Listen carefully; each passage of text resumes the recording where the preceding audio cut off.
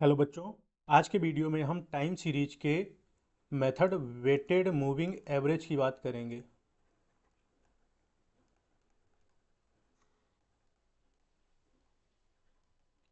Weighted moving average होता क्या है? वेटेड मूविंग एवरेज में जिस तरह हमने मूविंग एवरेज करना सीखा था उसी तरह वेटेड मूविंग एवरेज भी होगा। अंतर क्या होगा? यहाँ पे आपको एक अलग से वेट दिया जाएगा जो हर एक वैल्यू को उसकी इम्पोर्टेंस को कम या ज़्यादा करता है। कहने का मतलब, अगर जो आपको डाटा दिया गया है 2, 3, 1, ये डाटा दिया गया है, साथ में इसका अगर वेटेड मूविंग एवरेज की हम बात करेंगे तो वेट का मतलब है कि 2 की वैल्यू हो सकता है 3 कर दे, और 3 की वैल्यू हो सकता है 1 कर दे, और 1 की वैल्यू हो सकता है 2 कर दे। यानी उनके महत्व को कम या ज़्यादा कर देता है। तो हम एक क्वेश्चन के माध्यम से समझते हैं कि इसको कैसे कैलकुलेट किया जाएगा।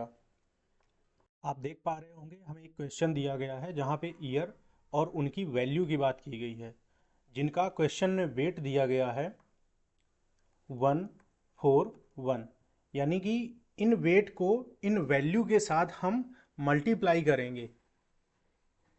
किस तरह मल्टीप्लाई होगा, हम आगे क्वेश्चन को कैलकुलेट करते हैं, आप देखते जाइए। नेक्स्ट कॉलम हमारा बनेगा 3 years weighted moving total. 3 years weighted moving total. यही काम हम मूविंग एवरेज में भी कर रहे थे, 3 या 5 या जिस भी तरह बोला जा रहा था। यहाँ पे 3 years वेटेड मूविंग टोटल का मतलब हुआ कि स्टार्टिंग के जो 3 years हैं ये, इनको हम लेंगे और लिखा कैसे जाएगा? 2 इंटू उनका जो वेट है प्लस 6 इंटू उसका जो वेट है 4 प्लस 1 इंटू 1। वैल्यू के साथ उनका जो वेट दिया गया है हम मल्टीप्लाई कर देंगे। मल्टीप्लाई करके उनको जब ऐड करेंगे तो हमें प्राप्त होगा 27। ठीक इसी तरह नेक्स्ट 3 year के लिए होगा तो 615।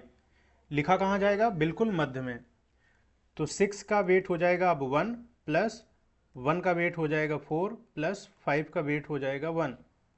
कैलकुलेट करेंगे, ऐड करेंगे और हमें प्राप्त होगा 15। फिर नेक्स्ट 3 year की बात आएगी तो 1 into 1 plus 5 into 4 plus 3 into 1। Calculate करके ऐड करेंगे तो हमें प्राप्त होगा 24। इस तरह आप सारी वैल्यू को कैलकुलेट कर लोगे।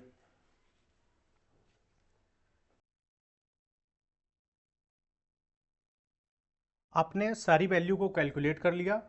अब हमारा नेक्स्ट कॉलम बनेगा वेटेड मूविंग एवरेज का। जो आपने टोटल किया है इसको डिवाइड करेंगे।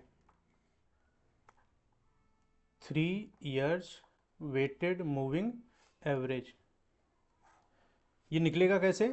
जो आपने ये टोटल किया है इसको डिवाइड कर देंगे टोटल वेट से। टोटल वेट हमारा क्या है? 1, 4 और 1 ऐड करने पे हमें प्राप्त होगा 6।